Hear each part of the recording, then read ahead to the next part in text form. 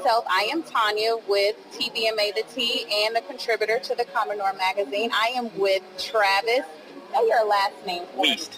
Weist. And you are the Vice President of Natural Bridge Caverns. That's right. And you said that the Caverns have been in your family since The land has been in our family since 1883. 1883. The Caverns, the significant portion of the cave was actually found in 1960 by 4 college kids from San Antonio. And our family opened as an attraction in 1964. That is awesome. So being that it's been in your family that long, you've had a lot of time to experience everything that's priceless that this land has to offer. What would you say would be the number one thing that keeps bringing customers and visitors back time and time again?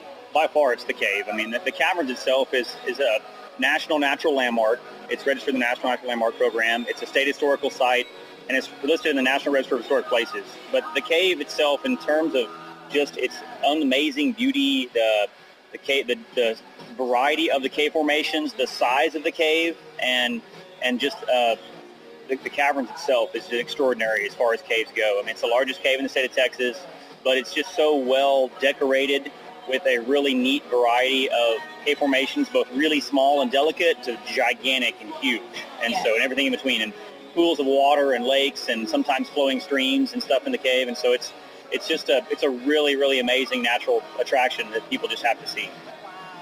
And I noticed when we were pulling up that there were 2 sections to your property. So we have the Natural Bridge Caverns, and we also saw the Wild Ranch side. Right. So what age group can participate with the wildlife portion? So the 2 parks are actually separately owned and operated. So, but it is owned by family as well. So it's my aunt and uncle and family. The Secking family owns and operates the Wildlife Ranch, and we sit right next door to each other. Their attraction is a drive-through safari park. It's open to all ages, but you drive through in your own vehicle. Okay. And they charge per person, and they have free roaming sections in the park where the animals are just roaming freely, and you drive through in your car, and someone will come up to your car windows, and you can kind of feed them from your vehicle and stuff like that. So it's about it. Their drive-through takes. Go, Commodore Travelers! All right, let's go with this cave tour. African Plains game.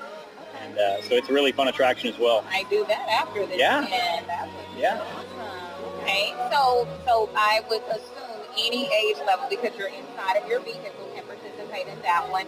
The age level here, what's the minimum age level that can participate in the activities on the Natural Bridge Cavern side? We actually have no minimum age level at all. So we have families tour with infants, and backpack carriers, all the time.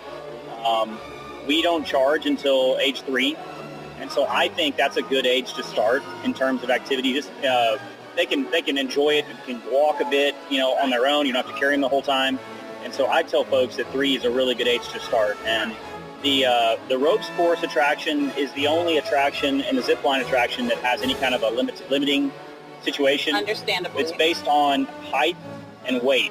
And that's just for the safety equipment so that it fits them correctly. Right, and so, I think that my son had to be 60 pounds and he had to be 48 inches tall. To do the zip line. Yes, and the ropes course. Yeah, the ropes course actually only have to be 42. 42. To do the ropes course. As long as they have a chaperone with them and they're 42 inches tall, and then there's no weight limit on the ropes course. So they can be any weight as long as they meet the height requirement. And they can do the ropes course. But the zip line has a height and a weight requirement. And I can tell you that children loved it. Oh, good. They wanted to go back. So but you didn't do it? I did the zip line. You did the zip line? Yes. I'm so impressed. I screamed.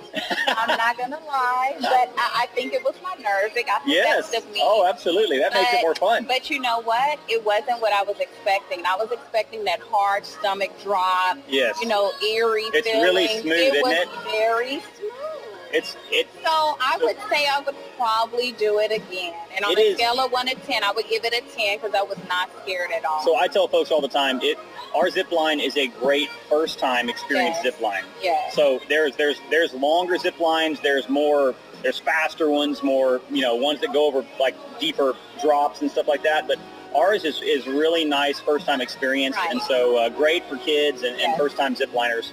just somebody wanting to give it a try. So. Yes, I truly enjoyed it for my first time, so I will be raving about that. Good. Because, I mean, you have a lot of people that are kind of afraid of doing things like Oh, yeah, that. that's part of the whole challenge with the canopy challenge there, to challenge yourself. So. Yes. Now, the only thing I hated, I was like, I should get a selfie. I know, we don't let you take anything up there. Yeah, I know, and we didn't bring the Web Pro, which we did, but it is okay. It's all right.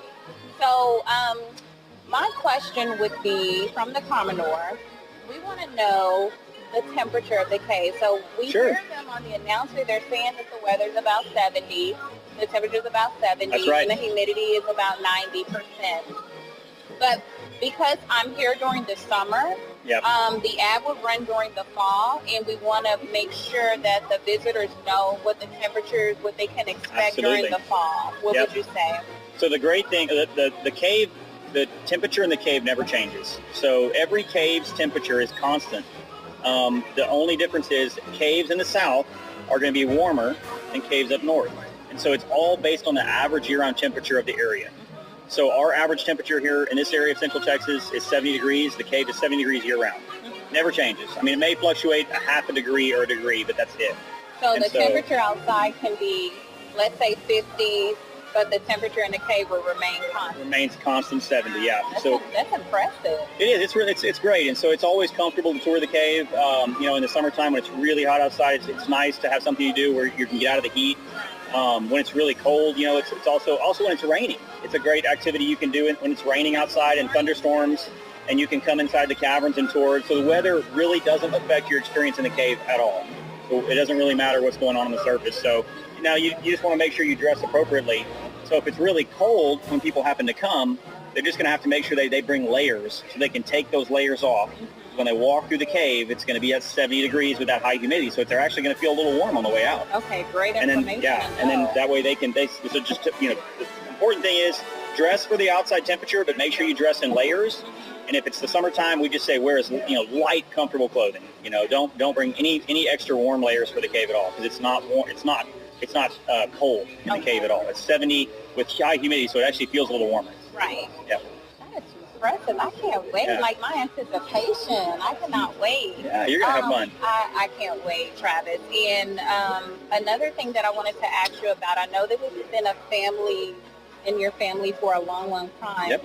But I want you to give me like one thing that has, like one quote that you can, reach back into that reminds you of why you do it. I'd say that the biggest, I was given a choice when I was a kid. I grew up working here. So, I started working here when I was old enough to push a broom or, work a cash register, and started taking tours when I was a kid. And I went off to college and could have got a degree in something else. But I chose tourism as my degree. I wanted to come back and work here. Awesome. And I just fell in love with the land and the cave and the resource. And so it's really, it's all about, for me, it's all about protecting and preserving the resource for the future, and kind of making sure that we can showcase, this awesome natural attraction to future generations down the road. So that's for me, it was just, I just fell in love with the cave. And just, I enjoyed caving and spelunking from the time I was little, and really got into it. And so it was really, it was that love of the land, if you will. So spelunking, I'm glad you said that. Yep. Can you explain for my readers spelunking? What actually is spelunking? So spelunking is the exploring of caves and cave systems. Thank you. So that's what I'm about to be today. I'm about to be a spelunker. That's right. You're going to be a little bit of a speleologist as well. A speleologist would be someone who studies caves and cave caverns. And karst. Yes. Karst is the geographic term for the areas that have caves in them. So it's basically going to have limestone caves and underground aquifers and water systems that we get our drinking water from. And we will see the water systems too? Yeah, I think you'll see some water in the cave for sure. It's not as wet as it can be. We've been in a bit of a drought, but we have had a little bit of rain, and there's definitely going to be water dripping and flowing in the cave. There'll be some small pools of water in places. So that brings me to my next question. Are you aware of any other caves in the area in San Antonio? Are you guys the only major one that you know? Well, we're definitely the largest for sure. There's 6 other caves open to the public in Texas. There's over 3,000 caves, documented caves in Texas. So Texas has a lot of caves. And like I said, I think there's 7 of them open to the public. We're the only one here between San Antonio, New Braunfels, and just north of San Antonio, but there is one west of San Antonio, in Bernie. Actually, there's 2 in Bernie.